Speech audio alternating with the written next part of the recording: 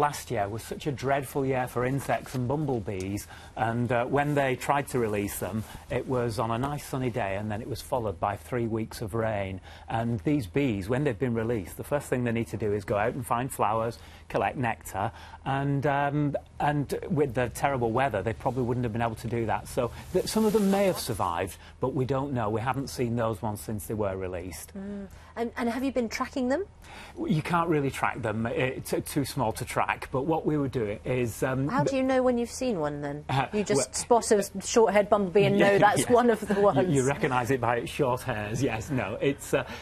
people are monitoring the kind of flowers in the habitat for them. So it's at Dungeness in Kent, on the shingle there. And what we've done is we've created acres and acres, sorry, that should be hectares and hectares, shouldn't it, of flower-rich meadows, so that they've got a constant source of nectar right the way from now through to about September. And that's the key. If you take out any one of those things, those elements, one of the flowers that they need in a certain month, then it can spell curtains for this poor bumblebee. Honeybees come in colonies. Bumblebees, though, more solitary. So how is it that a queen bumblebee can set up on her own? Well, no, they're exactly the same. They're still social bees. What they do is the queen bumblebee, she has colonies with workers and drones, but they're much smaller than honeybees. They're just sort of like little small families rather than great big colonies, but it's exactly the same. So she still has the workers that support her? She does, and what she does is, so she'll be fertilised, and she spends the winter as an adult bee,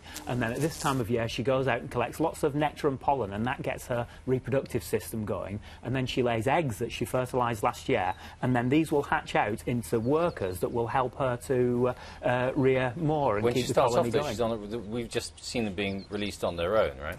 That's right. So you release them on their own, and what they do is they go out and they collect nectar and pollen from the things that are flowering at the moment, and then produce a colony. So she produces her own colony. She does, yeah. She's got it on board. Yeah, she even produces her own males later on as well. That she can mate with. It's what a thought. Yes, absolutely.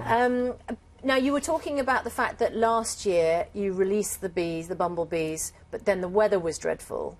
Is there not the possibility? I mean, our weather has been pretty dreadful. There is, but that was well, we've had the coldest spring for many years. But in Sweden, where we've got the bees from, the bee was doing really badly there, as it is right the way across Europe. And Sweden spotted this, and what they did was they planted lots of flower-rich meadows, and the population just rocketed. So they know that they can do it in Sweden. So we've been preparing for the last 12 years all these sort of loads of flower-rich meadows for the bees here. So we know the habitat's right, and 5 other species of rare bees are thriving there. So this is the final piece of the jigsaw that we just want to because there are, what, about 25 native species of bumblebee? There are, yes. And about 7 of them are pretty rare, yes. So is this a sort of torch-bearing experiment? It is. I mean, it's always, when you've let a native British species just slip through your fingers, to be able to put one back is just one of the most gratifying things in